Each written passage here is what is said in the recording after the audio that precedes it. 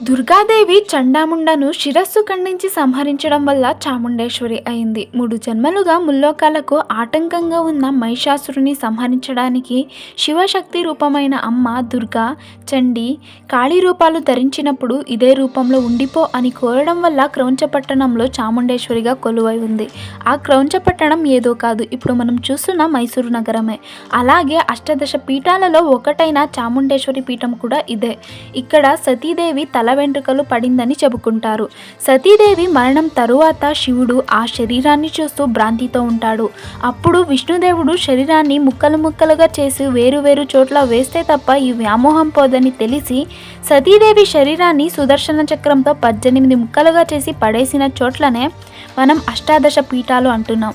అందులో ఈ పీఠంలో కేశాలు పడ్డాయి కాబట్టి చాలామంది భక్తులు తమ తల వెంట్రుకలను సమర్పిస్తారు. మీరు ఎప్పుడైనా ఈ ప్లేస్కి వెళ్ళారా? కామెంట్ చేయండి.